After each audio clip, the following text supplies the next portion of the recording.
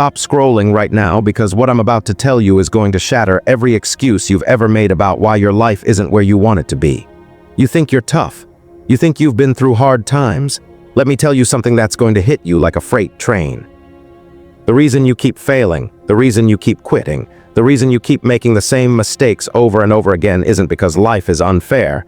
It isn't because you weren't born with advantages, and it isn't because the universe is against you.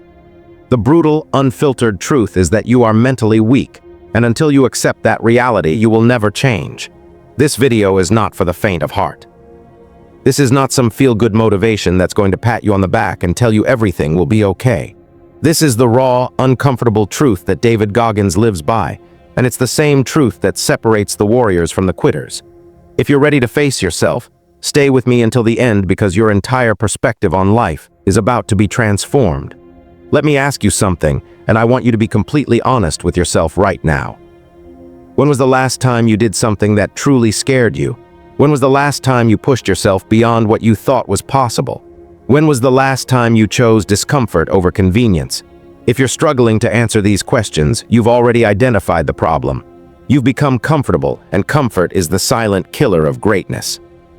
You wake up every day following the same routine, taking the same shortcuts, telling yourself the same lies, and then you wonder why nothing in your life ever changes.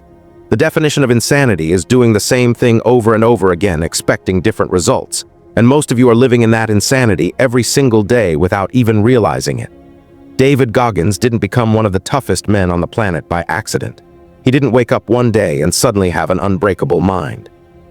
He built that mental fortress brick by brick through suffering, through pain, through choosing to do the hard things when every fiber of his being was screaming at him to stop.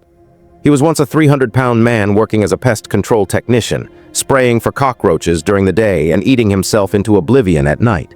He was running from his demons, hiding from his past, and drowning in his own weakness. But something inside him snapped. He looked in the mirror and he didn't recognize the person staring back at him, and that moment of brutal self-honesty changed everything. Here's what most people don't understand about mental weakness. It's not something that happens to you overnight. It's a gradual decay that occurs when you consistently choose the easy path. Every time you hit snooze instead of getting up to work out, you're depositing into your weakness account. Every time you scroll through social media instead of working on your goals, you're reinforcing the neural pathways of mediocrity. Every time you choose instant gratification over long-term fulfillment, you're building a prison for yourself without even knowing it. These small choices compound over time until one day you wake up and realize you become someone you never wanted to be. The mind is the most powerful weapon you possess, but most of you are using it against yourselves. You become a master of negative self-talk, a professional excuse maker, an expert at finding reasons why you can instead of why you must. Your inner dialogue is filled with phrases like "I'm not good enough," "I don't have what it takes," "It's too late for me," and "Other people have it easier." These thoughts have become so automatic that you don't even question them anymore. They run in the background of your consciousness like a corrupted operating system, sabotaging every attempt you make at progress. Goggins talks about the 40% rule, and this concept alone should revolutionize the way you approach challenges. When your mind tells you that you're done, when your body is screaming at you to quit, when every logical thought is telling you to stop, you're only at 40% of your actual capacity. That means 60% of your potential is still untapped, locked away behind the walls of mental weakness that you've built over years of taking the easy road. Think about that for a moment. Most people quit at less than half of what they're truly capable of achieving. They tap out when they've barely scratched the surface of their potential because their mind convinced them they had nothing left to give. Why does this happen? Because your brain is designed to protect you from pain, and it doesn't distinguish between physical danger and temporary discomfort. When you're running and your lungs are burning, your brain sends the same alarm signals as if you were being chased by a predator. When you're facing a difficult task at work, your brain triggers the same stress response as if you were in mortal danger. Your survival instincts are constantly working against your growth because growth requires discomfort, and your primal mind interprets discomfort as a threat to your existence. The only way to override this biological programming is through deliberate, consistent exposure to hardship. You have to callous your mind the same way you would callous your hands. When you first start doing manual labor, your hands are soft and they blister easily. But over time, with repeated friction and pressure, they develop calluses that protect them from damage. Your mind works the exact same way. When you consistently expose yourself to challenges, when you voluntarily embrace suffering, you develop mental calluses that make you resilient to the hardships that would break ordinary people. But here's where most of you fall short. You want the results without the process. You want the calloused mind without the friction required to build it. You want to be mentally tough, but you won't even get out of bed when your alarm goes off. You want to achieve greatness, but you can't even follow through on the small commitments you make to yourself. Every broken promise to yourself is a crack in the foundation of your self-belief.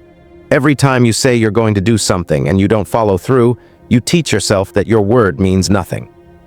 And if you can't trust yourself, how do you expect to build the confidence necessary to take on life's biggest challenges?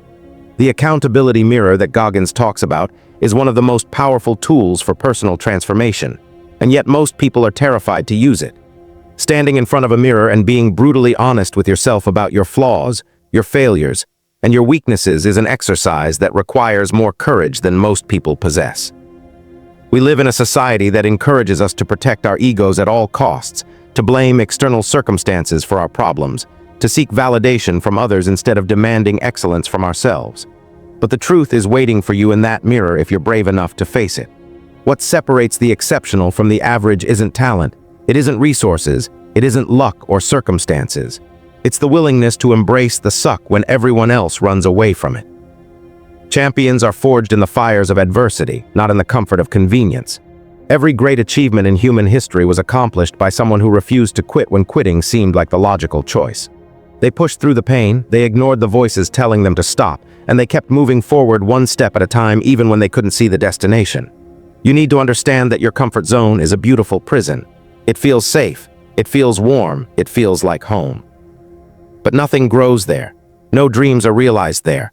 No legacy is built there. The comfort zone is where ambition goes to die, where potential goes to waste, where the person you could have become fades into the person you settled for being. Every moment you spend inside that zone is a moment stolen from your future self, a deposit into the bank of regret that you'll be withdrawing from in your final days. Goggins ran the Badwater Ultramarathon, considered one of the toughest foot races on the planet, with stress fractures in his feet. He completed Navy SEAL training 3 times. He held the world record for pull-ups by completing over 4,000 in 17 hours. These feats seem superhuman, but they weren't accomplished by a superhuman. They were accomplished by a man who refused to be defined by his limitations, who decided that his suffering would have purpose, who chose to become the hardest person in any room he walked into. The question you need to ask yourself right now is not whether you can do these things. The question is whether you're willing to start doing hard things today, right now, in whatever capacity you can. You don't need to run an ultramarathon tomorrow. You need to take the stairs instead of the elevator. You need to wake up an hour earlier and work on your craft. You need to have that difficult conversation you've been avoiding. You need to say no to the distractions that are stealing your time and energy. You need to take one step outside your comfort zone, and then another until what once felt impossible becomes your new normal. Mental weakness manifests in countless ways, and most of them are so subtle that you don't even recognize them. It shows up as procrastination, as perfectionism, as fear of failure, as fear of success, as comparison to others, as negative self-talk, as limiting beliefs, as victim mentality, as blame shifting, as excuse making. It shows up every time you let your feelings dictate your actions instead of your commitments. It shows up every time you negotiate with yourself about whether you should do what you know you need to do. It shows up every time you choose temporary pleasure over lasting fulfillment. The cure for mental weakness is not found in motivation videos, books, or seminars. These things can inspire you, they can give you tools, they can point you in the right direction. But the actual transformation happens in the arena, in the moments of struggle, in the choices you make when no one is watching. It happens when you lace up your running shoes at 5 in the morning, even though every part of you wants to stay in bed. It happens when you finish the project even though you're exhausted, and the results won't be perfect. It happens when you keep showing up day after day after day with no guarantee of success. Goggins talks about taking souls, and this concept is often misunderstood. It's not about beating other people or proving yourself better than your competition. It's about proving to yourself that you are not who you used to be. It's about silencing the voice in your head that tells you you're not capable. It's about collecting evidence that you can do hard things and using that evidence to fuel even greater achievements. Every time you push through when you want to quit, you take a piece of your former weakness and transform it into strength. The people around you will not understand your transformation. They will tell you you're doing too much, that you need to relax, that you're being obsessive. They will project their own limitations onto you because your growth makes them uncomfortable about their own stagnation. This is where most people fail. They allow the opinions of others to pull them back into mediocrity. They value acceptance more than achievement, comfort more than growth, fitting in more than standing out. But you cannot live an extraordinary life while seeking the approval of ordinary people. Your suffering is not optional in this life. Everyone faces pain, loss, disappointment, and failure. The only thing you can control is whether your suffering has meaning. You can suffer on the couch eating junk food and watching your potential waste away, or you can suffer in the gym building a body that serves you. You can suffer in anxiety and regret about the things you never tried, or you can suffer in the pursuit of goals that terrify and excite you simultaneously. Choose your suffering wisely because that choice will determine the trajectory of your entire existence. The clock is ticking and you are running out of time. This is not meant to scare you, it's meant to wake you up. The days you waste are days you will never get back. The opportunities you let pass are opportunities that may never come again. The person you could become is waiting for you on the other side of the fear, the doubt, and the excuses that have kept you trapped. But that person will only exist if you make the decision right now, in this very moment, that you are done being mentally weak. There is a warrior inside you that has been dormant for far too long.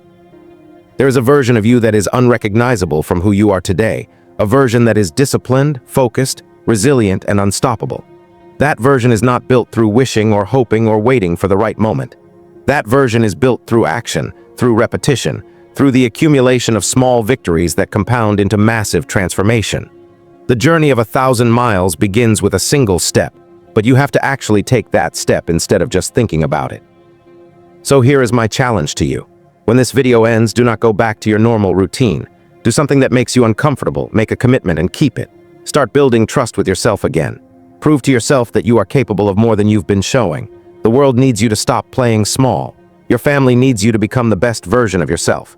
You owe it to the person who will be lying on their deathbed one day, looking back at the life you lived, either with pride or with regret. The choice is yours, and it starts now.